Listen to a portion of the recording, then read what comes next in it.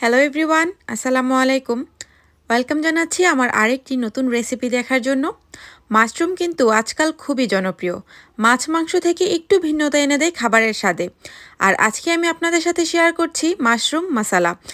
আশা করছি আপনাদের কাছে আমার আজকের রেসিপি ভালো লাগবে। এখানে আমি 200 গ্রামের মতো মাশরুম নিয়ে নিয়েছি আর এটাকে খুব ভালোভাবে পরিষ্কার করে আমি কেটে নিয়েছি। এবার একটি প্যানের মধ্যে আমি দিয়ে দিচ্ছি সামান্য পরিমাণ তেল। তেলটা গরম হলেই দিয়ে দিচ্ছি 2টি দারচিনি, দিয়ে দিচ্ছি হাফ টিস্পুন পরিমাণ জিরা, একটি মাঝারি সাইজের পেঁয়াজ আমি এখানে কুচি করে নিয়েছি। এবার পেঁয়াজটাকে তেলের সাথে খুব ভালোভাবে মিশিয়ে নিচ্ছি।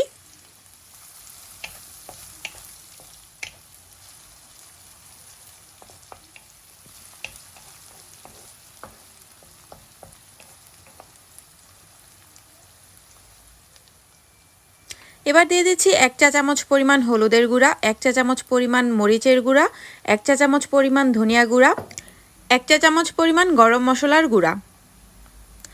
মশলাটাকে আমি খুব ভালোভাবে এবার মিশিয়ে নিচ্ছি। আর এখানে কিন্তু আমি কোনো পানি ব্যবহার করছি না। আর এ পর্যায়ে কিন্তু আমি এখানে লবণও ব্যবহার করিনি, আমি লবণটা পরে ব্যবহার করব। এবার এখানে আমি দিয়ে দিচ্ছি 1 পিস আদা রসুনের পেস্ট। ফ্রোজেন যে আদা রসুন থাকে সেটা আমি এখানে ব্যবহার করছি। আর এখানে হচ্ছে আমি 2টি টমেটো শুকনো মরিচের সাথে আমি এখানে পিউরি করে নিয়েছি। আর এবার দিয়ে দিচ্ছি 1 টিস্পুন পরিমাণ গরম পানি। খুব ভালোভাবে মশলার সাথে এটাকে আমি মিশিয়ে নিচ্ছি। আর এটাকে এবার ঢেকে 5 মিনিটের জন্য অল্প আঁচে আমি রান্না করে নিচ্ছি। 5 মিনিট পর দেখবেন মশলার উপর তেলটা ভেসে আসবে। তার মানে হচ্ছে আমাদের মশলাটা কষানো হয়ে গিয়েছে। আর এই আদা রসুনের যে পেস্টটা ছিল সেটাও কিন্তু খুলে গিয়েছে। এবার এখানে আমি অ্যাড করে দিচ্ছি কেটে রাখা মাশরুম।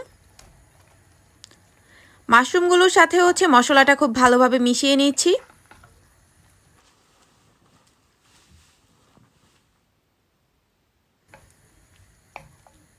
এবার এটাকে ঢেকে 5 মিনিটের জন্য অল্প আঁচে রান্না করে নিচ্ছি।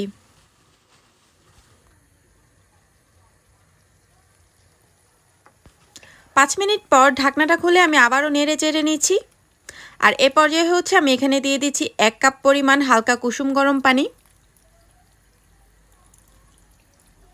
অবশ্যই কুসুম গরম পানি ব্যবহার করবেন, ঠান্ডা পানি ব্যবহার করবেন না রান্নার সময়। আর দিয়ে দিচ্ছি স্বাদ মতো লবণ। লবণটা দেওয়ার পর আমি আবারও খুব ভালোভাবে নেড়ে চেড়ে নিচ্ছি। আর এটাকে ঢাকনা দিয়ে ঢেকে 10 মিনিটের জন্য রান্না করে নিচ্ছি। 10 মিনিট পর আমি ঢাকনাটা খুলে আবারও একটু নেড়ে দিচ্ছি। আর আবারও এটাকে ঢেকে আমি খুব ভালোভাবে সিদ্ধ হওয়ার পর্যন্ত রান্না করে নিচ্ছি। 15 মিনিট পর আমি ঢাকনাটা খুলে নিচ্ছি। আর দেখবেন ওপরে কিন্তু তেলটা ভেসে আসবে। রান্নাটা কিন্তু আমার অলমোস্ট হয়ে গিয়েছে। আর দেখুন এটা কতটা গ্রেভি হয়েছে। এ পর্যায়ে হচ্ছে আমি এখানে অ্যাড করে দিচ্ছি ধনিয়া পাতা।